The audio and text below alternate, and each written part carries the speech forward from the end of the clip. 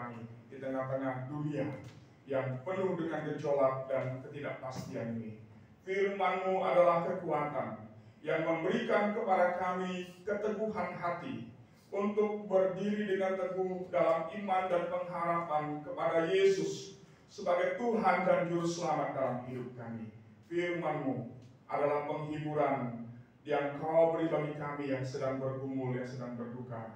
Firman-Mu adalah hidup yang membawa kami menemukan hidup yang sejati, hidup yang berarti di dalam Tuhan Yesus.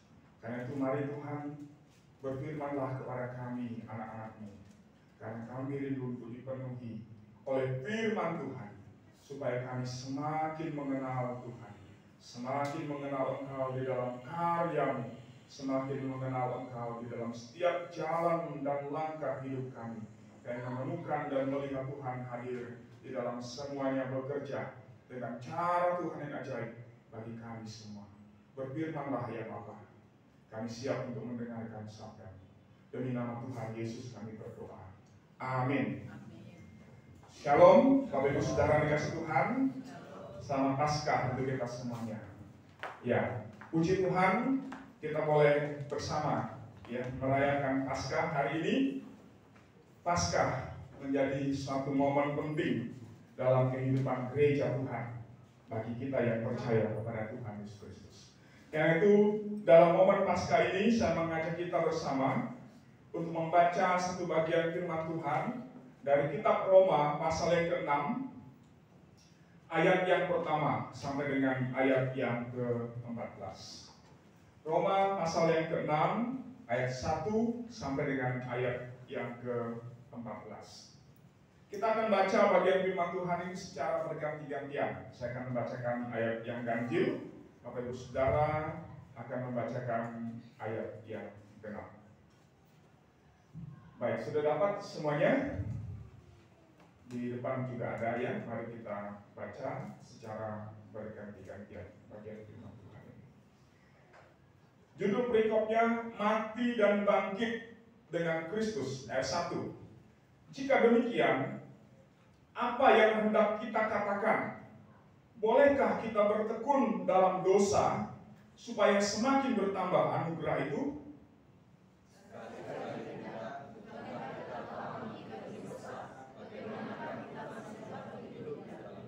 Atau tidak tahukah kamu bahwa kita semua yang telah dibaptis dengan Kristus Yesus telah dibaptis dalam kematiannya?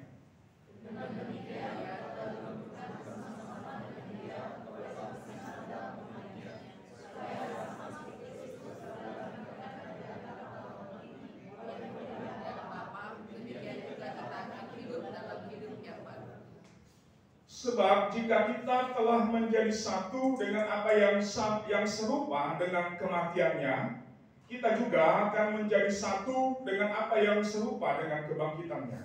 Karena kita tahu bahwa manusia lama kita telah turut disalibkan, supaya tubuh dosa kita hilang kuasanya, agar jangan kita menambahkan diri lagi kepada dosa. Sebab siapa yang telah mati, ia telah bebas dari dosa. Jadi jika kita telah mati dengan Kristus, kita percaya bahwa kita akan hidup juga dengan Dia. Sebab kita tahu bahwa sesudah dibangkitkan dari antara orang mati, Kristus tidak mati lagi, maut tidak berkuasa lagi atas Dia. Sebab kematiannya adalah kematian terhadap dosa, satu kali dan untuk selama-lamanya, dan kehidupannya adalah kehidupan yang tetap. Demikianlah hendaknya kamu memandangnya, bahwa kamu telah mati terhadap dosa, tetapi kamu hidup bagi Allah dalam Kristus Yesus. Sebab itu hendaklah dosa jangan berkuasa lagi dalam tubuhmu yang panas, supaya kamu jangan lagi menuruti keinginannya. Janganlah kamu menyerahkan anggota tubuhmu kepada dosa untuk menjadi senjata kelaliman, tetapi serahkanlah dirimu kepada Allah sebagai orang-orang yang dahulu mati, tetapi sekarang hidup. Serahkanlah anggota-anggota tubuhmu kepada Allah untuk menjadi senjata kebenaran. Sebab kamu tidak akan dikuasai lagi oleh dosa, karena kamu tidak berada di bawah hukum Taurat, tapi di bawah kasih karunia. Amin untuk firman Tuhan. Bapak Ibu Saudara yang dikasihi Tuhan, perenungan kita, tema perenungan kita pada hari ini itu terdapat di dalam ayat yang ke-13 dari firman Tuhan. Saya mengajak jemaat sekalian baca sekali lagi bagian ini, ayat yang ke-13. 1, 2 ayat.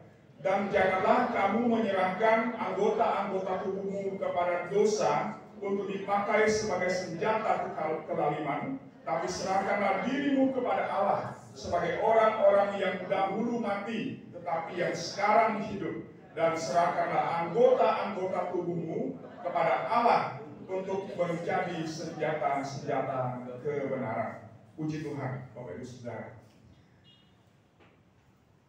Tema kita hari ini adalah hidup untuk menjadi alat kebenaran Tuhan. Hidup untuk menjadi alat kebenaran Tuhan. Hari ini kita merayakan Paskah. Bapak Ibu Saudara yang dikasihi Tuhan, pertanyaan untuk kita yang kita coba pahami, mengerti setiap sebagai orang yang percaya kepada Tuhan Yesus. Setiap tahun kita merayakan Paskah. Setiap tahun kita merayakan dan bersuka cita bersama karena Yesus sudah bangkit dari antara orang mati. Tapi apa sebenarnya makna Paskah itu? Apa sebenarnya Paskah itu? Kenapa Paskah itu menjadi satu momen yang penting di dalam kalender gereja yang dirayakan oleh semua gereja Tuhan sepanjang zaman dan di segala tempat dan waktu? Kenapa Paskah itu menjadi sesuatu yang sangat sangat luar biasa gemanya bagi kita sebagai gereja Tuhan? Bapak Ibu Saudara yang dikasihi Tuhan, kalau saya bertanya kepada kita semua, apa itu Paskah? Mengapa kita sebagai orang yang percaya merayakan Paskah? Apa pentingnya Paskah itu bagi kita sebagai orang-orang percaya kepada Tuhan Yesus? Mungkin ada yang berkata bahwa Paskah itu, kenapa gereja merayakan Paskah?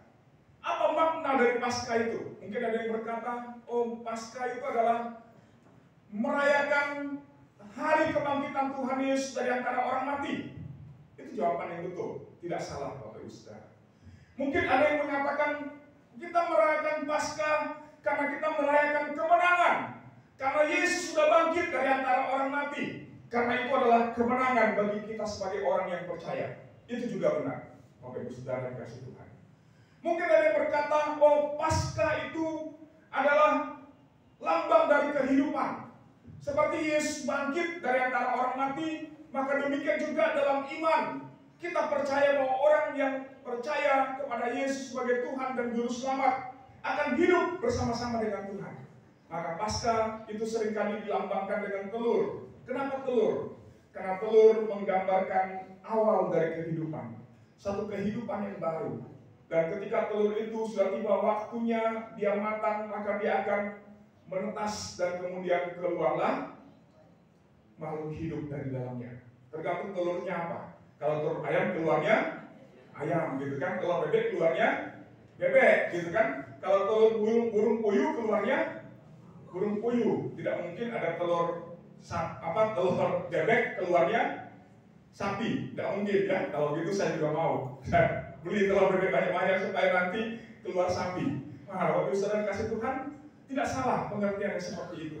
Tapi kalau kita bicara tentang Paskah, apa sih sebenarnya Paskah itu? Kenapa gereja Tuhan begitu menekankan pentingnya Paskah? Kalau dalam gereja, dalam tradisi Barat, memang momen atau perayaan yang terbesar dalam gereja itu adalah Natal. Tapi kalau dalam gereja Ortodoks, gereja Timur, ya, gereja Yunani, gereja Rusia, momen yang terpenting dalam gereja ini adalah Paskah. Bagi mereka Natal mereka rayakan, tapi tidak meriah. Tapi yang meriah dirayakan oleh gereja Ortodoks itu adalah Paskah. Dan mereka punya alasan sendiri, Bapak Ibu Saudara kasih Tuhan. Tapi terlepas dari itu, kita mau belajar bersama hari ini tentang apa itu Paskah. Dan bagaimana sebagai orang yang percaya kepada Yesus yang telah mengalami kemenangan di dalam Kristus memaknai Paskah itu dalam kehidupan kita.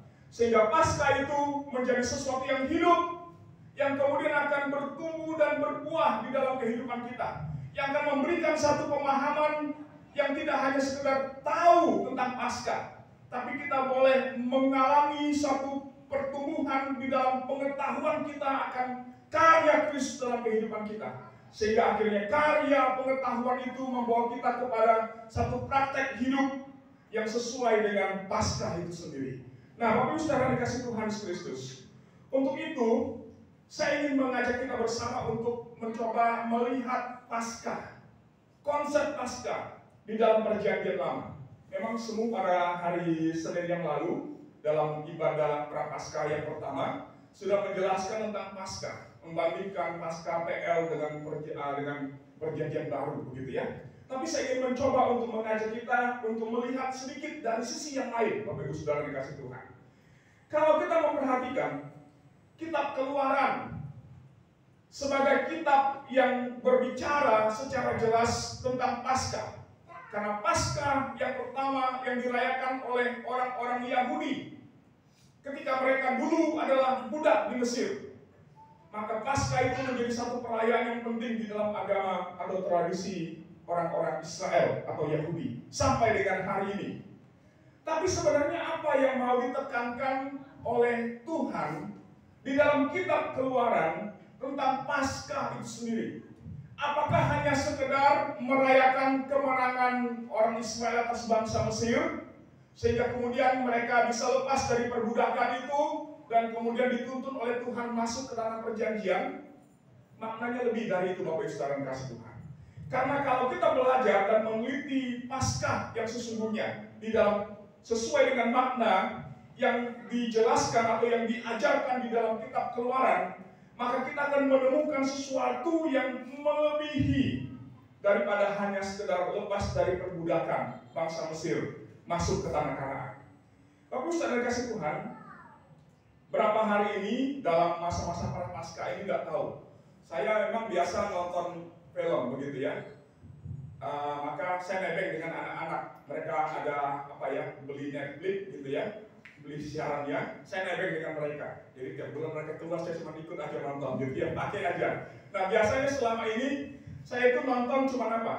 Kalau tidak film action, maka saya nonton film perang dunia kedua, perang-perang yang karena saya suka sejarah, Bapak Ibu. Jadi saya banyak sekali nonton itu tentang hal-hal yang berkaitan dengan sejarah. Maka anak-anak kalau lihat saya nonton tanya sama semu, "Ma, Papa itu nonton film perang terus, kekerasan terus," kan gitu ya. Tapi masa-masa Prapaskah ini saya diarahkan Tuhan, ya saya tidak ada rencana sebenarnya mau nonton, tapi nggak tahu hari Selasa yang lalu saya tiba-tiba ada rasa rindu untuk nonton. Maka saya buka Netflix, Bapak Ibu. Ini bukan promosi ya, jangan nanti pulang lalu kemudian rame-rame bikin Netflix, bukan itu ya. Tapi dalam masa-masa ini saya diarahkan kepada dua film serial, ya, dua film serial yang kedua-duanya bicara tentang gereja, pelayanan. Ya, yang pertama itu adalah film rohani yang berjudul The Chosen, ya. Bicara tentang apa?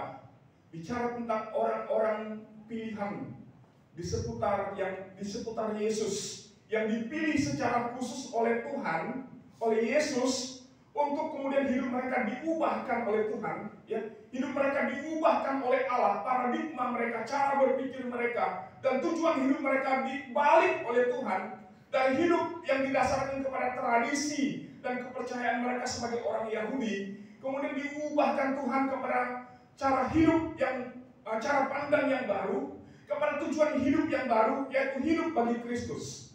Di dalamnya ada beberapa tokoh yang diangkat di dalam kitab Injil, yang dicatat di dalam kitab Injil yang diangkat dalam film ini. Dan itu menarik sekali, Bapak Ibu Saudara yang kasih Tuhan. Dan saya dapat berkat luar biasa dari film ini. Boleh nanti kalau Bapak Ibu yang punya Netflix di rumah, nonton film ini. Jangan hanya nonton drakor aja, ya. Tapi coba nonton film ini, luar biasa. Saya ini bukan promo, tapi ini adalah sesuatu yang saya sudah lihat dan ada satu berkat yang baru. Pemahaman saya ditambahkan, ya, dan ada satu berkat rohani yang saya dapatkan dari film ini. Kemudian yang kedua, film yang kedua yang saya tonton apa? Film yang berjudul Testament, The Story of Moses. Wah, ini satu film dalam bentuk dokumenter, gitu ya, film dokumenter yang mencoba untuk menganalisa dan menggali kehidupan Musa dan perjalanan bangsa Israel berdasarkan kitab Keluaran, tapi juga didasarkan kepada beberapa agama yang lain, yaitu agama Yahudi dan Islam. Ya, itu bagi saya oke, tidak masalah. Itu sebagai tambahan untuk memahami mengerti Alkitab lebih benar lagi, tidak masalah. Tapi intinya adalah membahas tentang apa yang dicatat di dalam kitab Keluaran. Bagi saya, Bapak Saudara kasih Tuhan, itu luar biasa. Dan salah satu poin penting yang diangkat, yang dibahas dalam film ini bicara tentang Paskah. Bicara tentang karya Allah, perbuatan Allah di dalam kitab Keluaran. Sebagai kitab yang menyatakan kemenangan bangsa Israel atas orang Mesir. Dan dalam review yang diberikan oleh para komentator dari film ini, Bapak Ibu Saudara, ada satu hal yang menarik yang saya catat dari apa yang mereka sampaikan tentang Paskah, tentang kitab Keluaran. Mereka katakan begini, kitab Keluaran itu bukan hanya berbicara tentang kemenangan bangsa Israel yang membawa mereka lepas dari perbudakan dan kemudian menjadikan mereka sebagai bangsa yang merdeka untuk kemudian menerima tanah perjanjian. Bukan hanya itu saja. Tapi kitab Keluaran itu berbicara tentang satu peperangan di alam roh.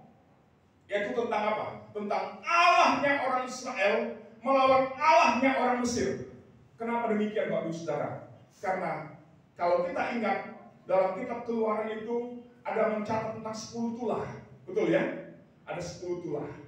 Tulah itu bukan cuma sekedar diwakilkan atau digambarkan, diturunkan oleh Tuhan dengan berupa bentuk-bentuk yang seperti itu. Ada air jadi darah, gitu ya.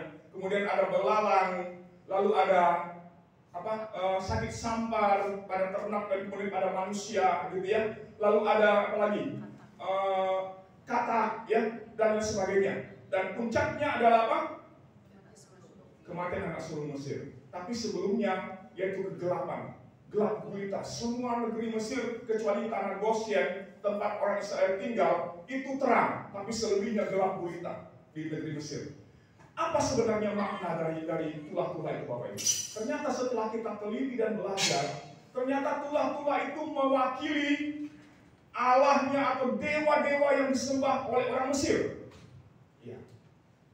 Dan melalui tulah itu, Tuhan mau katakan bahwa seberapa hebatnya orang Mesir dengan dewa-dewa yang banyak yang mereka percaya itu, tidak ada satupun dewa yang kekuasaan dan kekuatannya melebihi Allah orang Israel. Walaupun orang Israel diperbudak di tanah Mesir 400 tahun, tapi mereka dikalahkan oleh Allah orang Israel yang adalah Allah di atas segala Allah, yang sudah mengalahkan bangsa Mesir sehingga membuat mereka tidak bisa berkutik karena kekalahan itu begitu telat bagi mereka. Dan ini menarik, Bapak Ibu. Dan saya berpikir, wah ini menarik sekali kalau nanti dibuat pembinaan tentang hal ini ya. Kita belajar tentang hal dari kitab Keluaran, menggali kekayaan Tuhan, kebesaran Tuhan, perbuatan Tuhan yang besar ya dalam kitab Keluaran, dinyatakan di dalam kitab Keluaran. Dan Paskah yang digambarkan di dalam kitab Keluaran itu bukan hanya sekedar merayakan kebebasan dari perbudakan, tapi makna yang paling utama adalah apa? Karya Allah sebagai Allah sang pembebas yang diwakilkan, yang dinyatakan melalui Musa dari seorang yang adalah seorang pembunuh, karena dia membunuh penjaga mandor yang mengawasi orang Israel yang diperbudak oleh bangsa Mesir. Dia melarikan diri ke Midian, tapi dalam perjalanan di Midian dia bertemu dengan Tuhan secara pribadi, maka di situ Tuhan mengubahkan dia dari Musa si pembunuh menjadi Musa sang pembebas. Musa yang membawa kemenangan. Dan ini adalah makna yang sesungguhnya. Maka kalau kita berbicara tentang Paskah, Bapak Ibu Saudara kasih Tuhan, apa arti dan makna Paskah bagi kita sebagai orang yang percaya? Maka kita memahami bahwa dalam konteks bangsa Israel sebagai bangsa yang diperbudak selama 400 tahun, perbudakan itu bukan hanya melenyapkan status mereka sebagai bangsa, tapi juga membuat mereka kehilangan identitas diri mereka sebagai umat pilihan Allah. Dan lebih parahnya lagi apa? Perbudakan selama 400 tahun itu telah mematikan satu pengharapan di dalam diri mereka bahwa ada kemenangan, ada pembebasan yang akan mereka nikmati. Karena perbudakan itu begitu akhirnya membuat mereka akhirnya pasrah dengan keadaan, sehingga tidak ada kekuatan untuk melepaskan diri dari perbudakan bangsa Mesir. Mereka hanya dapat tunduk dan tidak melawan. Tidak ada kekuatan untuk memberikan reaksi terhadap perbudakan itu. Maka karena situasi yang seperti itulah, Tuhan akhirnya mengutus seseorang yang punya kekuatan, yang punya kemenangan, yang punya kekuasaan untuk menolong bangsa yang tidak punya harapan ini, supaya mereka dapat lepas dari perbudakan itu, sehingga mereka sadar bahwa mereka bukanlah budak, mereka bukanlah bangsa yang diperbudak, tapi mereka adalah bangsa dan umat pilihan Allah. Maka Tuhan utus Musa ke sana untuk kemudian menuntun dan membawa bangsa itu keluar, melawan Firaun, melawan orang Mesir, dan melawan Allah-Allah yang disembah oleh orang-orang Mesir, dan memberikan kemenangan kepada umat itu, sehingga mereka bisa lepas dari perbudakan dan mereka masuk ke dalam tanah perjanjian. Gambaran ini, Bapak Ibu Saudara kasih Tuhan, menunjukkan tentang diri kita sebagai manusia dikuasai oleh dosa. Maka di dalam kekuasaan dosa atas hidup kita, kita tidak punya kekuatan untuk melawan dosa itu. Kita tidak punya kemampuan untuk menang atas dosa. Kita tidak punya satu keinginan. Ya, saya katakan keinginan. Karena apa? Karena orang yang dikuasai oleh dosa, hati dan pikirannya, hidupnya hanya diarahkan kepada dosa, melakukan dosa, dan tidak ada keinginan untuk melakukan sesuatu yang baik lepas dari dosa.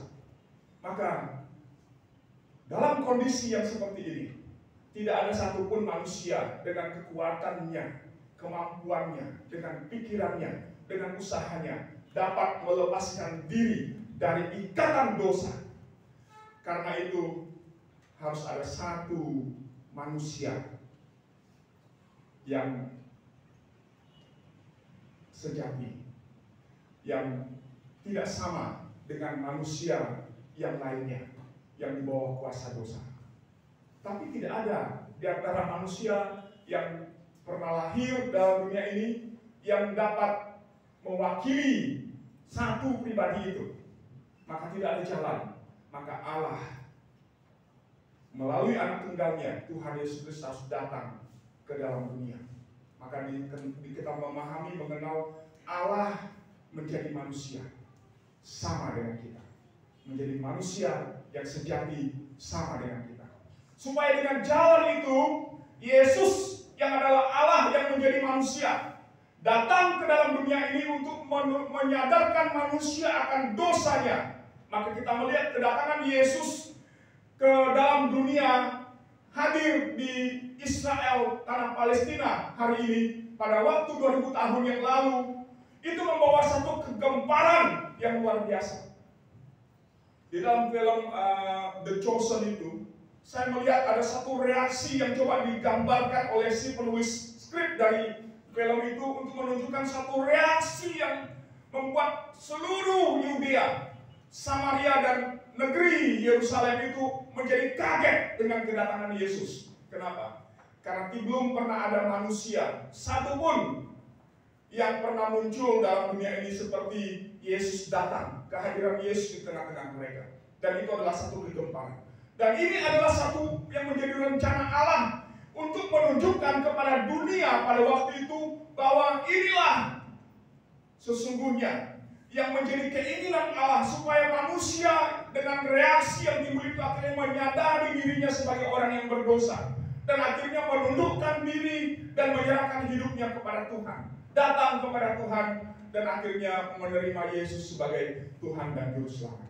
Walaupun tidak semuanya menerima, ada yang menerima tapi juga ada orang yang menolak. Ada yang mengaku Yesus tapi ada juga yang menyangkali dia. Ada yang dengan sukacita menyambutnya, tapi ada juga dengan hati yang dengki, marah kepada Yesus dan kemudian merancangkan hal-hal jahat kepada Yesus.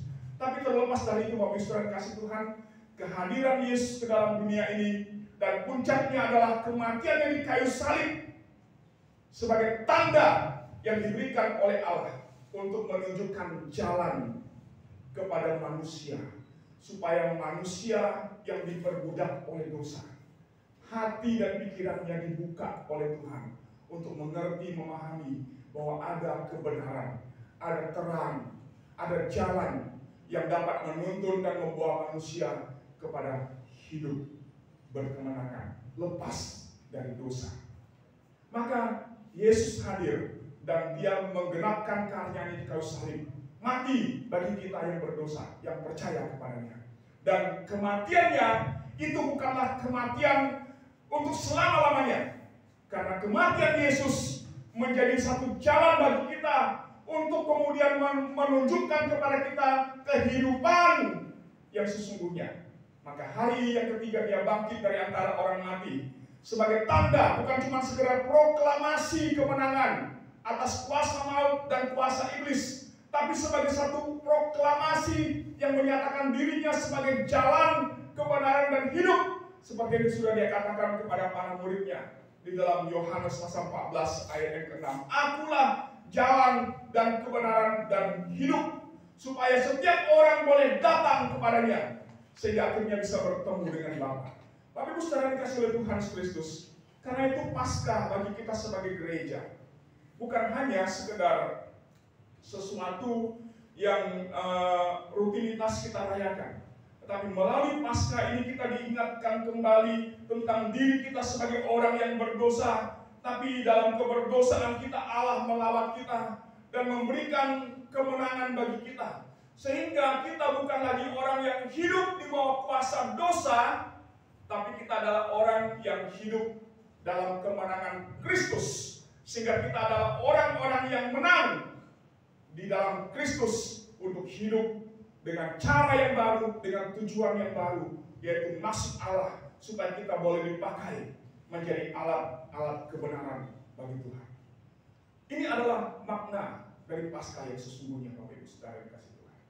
Dan persoalannya adalah gereja hari-hari ini sedang diselewengkan dengan ajaran-ajaran yang mengatakan bahwa yang mengajak tentang Tuhan yang mengerti, yang maklum, yang memahami manusia dengan segala kelemahannya, sehingga kelemahan itu bukan menjadi sesuatu yang serius di hadapan Allah, tapi itu adalah sesuatu yang membuat Tuhan bisa maklum, mengerti dengan keadaan itu dan menerima manusia di dalam keberdosaannya, sehingga akibat itu membawa satu dampak yang serius di dalam kehidupan orang percaya masa kini, Bapak Ibu Saudara kasih Tuhan. Karena apa? Karena konsep Allah mengerti, Allah tahu, Allah memahami kelemahan kita, dan dia memaklumi kelemahan itu. Nah, ini akan membawa orang berpikir bahwa kalau saya tidak mampu melakukan apa yang Tuhan mau, Tuhan kehendaki dalam hidup ini, it's okay, tidak masalah, tidak menjadi persoalan. Kalau saya tidak bisa hidup sesuai dengan firman Tuhan, it's okay. Karena Tuhan tahu saya lemah, saya terbatas, tidak bisa melakukan firman Tuhan dengan sepenuhnya. It's okay. Kata it's okay itu kemudian membuat kita akhirnya jadi terlena. Maka akibatnya apa? Akibatnya kemudian orang terjebak dalam cara berpikir. Oh, kalau saya hari Minggu tidak ke gereja, it's okay. Karena Tuhan maklum, saya sibuk dengan pekerjaan saya, sibuk dengan aktivitas saya. Kalau saya sebagai orang yang percaya Tuhan Yesus, orang Kristen, kalau saya di hari-hari saya, kalau di gereja saya hidup benar, hidup kudus, tapi kalau di luar saya bisa melakukan apa saja, it's okay. Karena Tuhan maklum, saya itu orang berdosa yang masih hidup dalam dosa, tidak masalah, Tuhan mengerti. Kalau saya tidak bisa melakukan apa yang Tuhan kehendaki, supaya hidup yang sudah diselamatkan ini menjadi hidup yang berguna bagi Tuhan, it's okay. Tuhan maklum dengan keadaan saya. Bagus, saudara kasih Tuhan, akibatnya apa? Akibat-akibat yang kita lihat dalam kehidupan cara berpikir yang seperti ini, itu pernah saya sampaikan pada hari Kamis yang lalu. Maka bagi orang, bagi kita, bagi gereja, itu dampaknya sangat serius. Dampaknya apa? Gereja mulai kosong, Kenapa? Karena orang berpikir, tidak apa-apa ada ke gereja. Karena Tuhan tahu kok saya sibuk, saya buka toko, saya sedang berusaha, saya sedang merintis sesuatu dalam hidup ini. Tidak masalah kalau saya tidak ke gereja, karena ada sesuatu yang harus saya selesaikan dulu di rumah. Pekerjaan itu bisa ditinggalkan, atau lain sebagainya. Saya tidak melayani, tidak apa-apa. Karena Tuhan tahu, waktu saya sangat terbatas, sehingga saya tidak mungkin bisa melayani. Tuhan mengerti semua itu. Tuhan maklum kok, begitu. Waktu saya dikasih Tuhan, ini adalah satu doktrin ajaran yang sedang masuk di dalam gereja. Tapi kadang kita memegang doktrin ini, tapi kita tidak adil kepada Tuhan dan hanya menerapkan secara sepihak doktrin ini dalam kehidupan kita. Kita hanya menuntut Tuhan mengerti kita, tapi kita tidak membuka hati kita untuk mengerti, memahami apa yang menjadi kehendak Tuhan dalam hidup ini. Coba kalau seandainya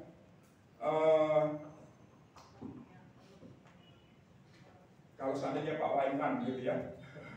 Sorry Pak, saya pakai untuk ilustrasi Pak ya. Kalau seandainya Pak Waiman dengan Ibu Rus ya, satu waktu Pak Waiman bilang, "Mah, aku mau coba cari yang lain dulu ya." "Gak apa-apa lah, kamu ngerti kan?" Kira-kira gimana Pak? Boleh nggak begitu, Ibu? Tentu tidak boleh, gitu ya. Kenapa? Masa iya?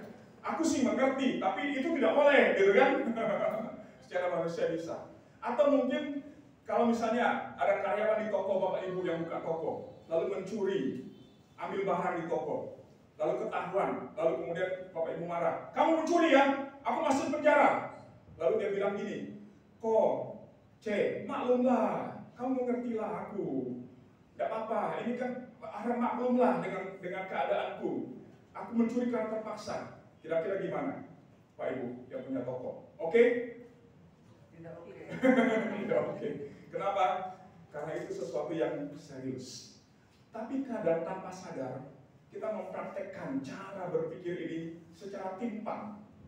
Maka tadi saya bilang kita lebih banyak menuntut Tuhan mengerti kita, tapi kita tidak mau membuka hati kita untuk mengerti Tuhan, gitu kan? Kita seringkali bilang sama Tuhan, "Tuhan, tidak apa-apa, aku tidak ke gereja hari Minggu. Sorry ya Tuhan, ya maaf ya, aku lagi sibuk. Tuhan maklumlah."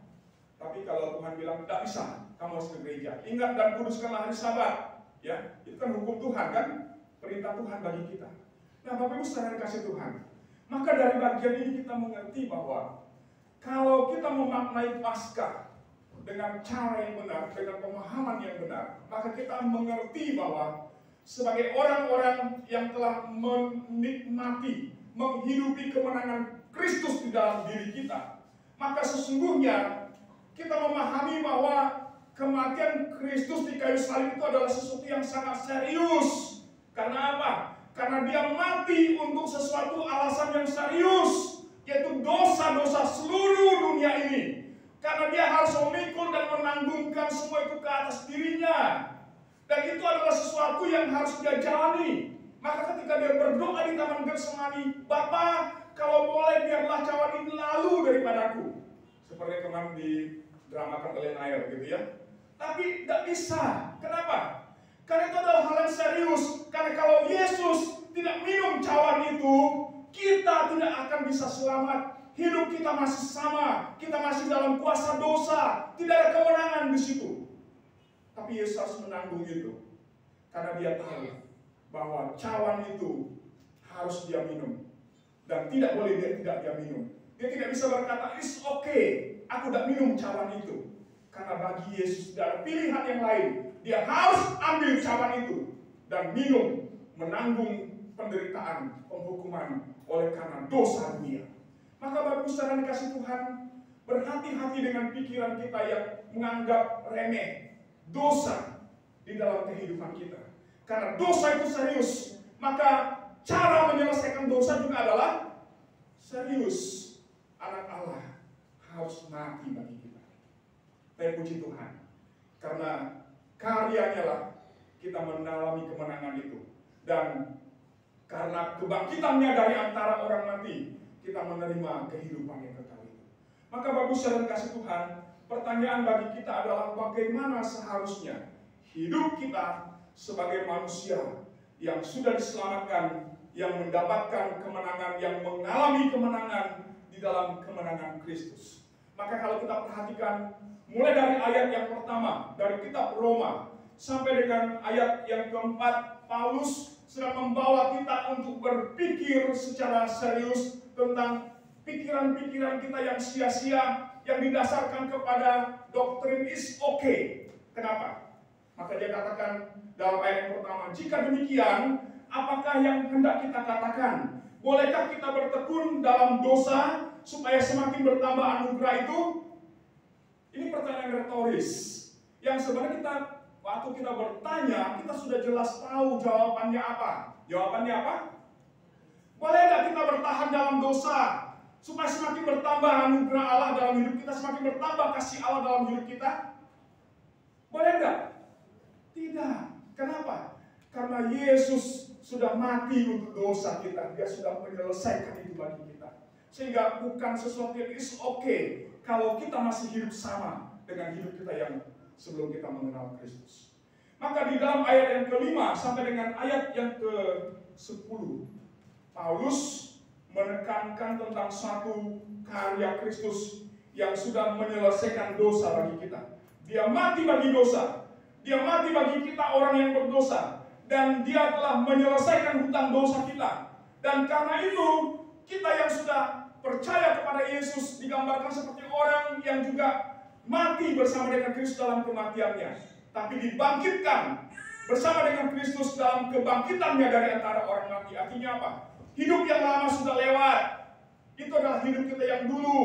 Sebelum kita mengenal Tuhan. Hidup yang berdosa. Hidup yang hanya mementingkan diri sendiri, hanya memikirkan kepentingan kita dan tidak punya tujuan arah kepada Tuhan, itu hidup yang lama. Tapi sebagai orang yang sudah hidup dalam kemenangan Kristus, maka kita harus sadar, aku sudah mati. Katakan kepada diri kanan kita, pada diri kita sendiri, aku sudah mati. Amin. Aku sudah mati. Mati terhadap apa? Bukan mati, blek kita dikubur, bukan. Tapi mati terhadap dosa. Kita sudah mati terhadap dosa. Maka tidak boleh dosa berkuasa lagi atas hidup kita. Karena kemenangan Kristus adalah kemenangan atas dosa. Maka demikian juga kita yang percaya kepada Tuhan Yesus, kita adalah orang-orang yang menang, yang sudah mengalahkan dosa. Maka dosa tidak punya kuasa lagi atas hidup kita. Dan sekarang kita sudah bangkit. Sebagaimana Yesus bangkit dari antara orang mati, demikianlah kita juga bangkit bersama dengan Kristus. Untuk apa? Hidup yang baru, tujuan yang baru, arah yang baru. Maka di dalam ayat 13 Paulus katakan apa? Jangan lagi kamu menyerahkan anggota tubuhmu kepada dosa untuk menjadi senjata kelaliman. Tapi apa? Serahkanlah dirimu kepada Allah sebagai orang-orang yang dulu mati tapi sekarang hidup. Dan terakhir dia tutup dengan apa? Pernyataan, serahkanlah anggota-anggota tubuhmu kepada Allah untuk menjadi senjata kebenaran. Itu tujuan hidup kita yang sekarang. Maka orang yang memaknai Paskah, yang merayakan Paskah, harus sampai kepada pengertian ini. Aku sudah mati bersama dengan Kristus ketika dia mati di kayu salib. Tapi sekarang bangkit bersama dengan Kristus melalui karya kebangkitannya dari antara orang mati. Dan aku bangkit untuk satu tujuan yang jelas, untuk hidup yang benar, yaitu supaya hidupku yang sudah dibangkitkan dari kematian, yang diberikan kehidupan itu, supaya akhirnya aku sadar bahwa hidupku yang sekarang adalah hidup bagi Allah untuk dipergunakan menjadi senjata kebenaran bagi kemuliaan Allah. Maka tidak ada lagi alasan untuk berkata, sorry ya Tuhan, hari ini minggu ini aku tidak bisa ke gereja karena lagi sibuk. Sorry ya Tuhan, aku tidak bisa melayani karena aku lagi kejar target, gitu ya. Aku lagi sedang siap-siap untuk merit, gitu ya, Theo ya. Bukan itu, Bapak Ibu Saudara kasih Tuhan. Oh, aku lagi sedang merintis Tuhan. Ada sesuatu yang sedang aku mulai. Jadi maklumlah Tuhan, mau lagi. Kenapa? Karena kita tahu bahwa setelah kita bangkit dari kematian bersama dengan Kristus yang sudah bangkit dari antara orang mati, kita hidup sekarang untuk hidup yang baru, tujuan yang baru, arah yang baru, kehendak Allah di dalam kehidupan kita. Sehingga kita tidak lagi berpikir tentang alasan apa, tentang apa yang menjadi dasar bagi aku untuk mengajukan keberatan ataupun apapun itu. Tapi sekarang ini dalam hidup kita, yang kita pikirkan adalah bagaimana hidupku yang sudah diselamatkan ini menjadi hidup yang berguna bagi Tuhan, supaya hidupku menjadi alat bagi kebenaran, menjadi alat bagi kemuliaan Tuhan. Bapak Ibu Saudara kasih Tuhan, karena itu mari kita rayakan Paskah, kita maknai Paskah dengan kebenaran ini, sehingga kemenangan Kristus yang sudah mengalahkan maut, mengalahkan iblis dan kuasanya atas dunia ini, menjadi kemenangan yang boleh kita rayakan bersama. Tapi tidak hanya rayakan bersama, tapi menjadi kemenangan yang kita nikmati dalam kehidupan kita, yang kita boleh jalani dalam kehidupan ini, sehingga hidup kita yang sudah diselamatkan oleh Allah menjadi hidup yang berkemenangan di dalam Kristus. Karena hidupku dan hidup Bapak Ibu Saudara menjadi hidup yang berguna, menjadi alat kebenaran bagi kemuliaan Tuhan. Amin. Kiranya Tuhan memberkati kita semua. Mari kita berdoa. Terima kasih untuk firman-Mu yang boleh kami renungkan malam pada pagi hari ini. Paskah adalah kemenangan, kemenangan yang sejati, karena Yesus Tuhan kami telah mengalahkan kematian, mengalahkan iblis dan segala kuasa dunia ini.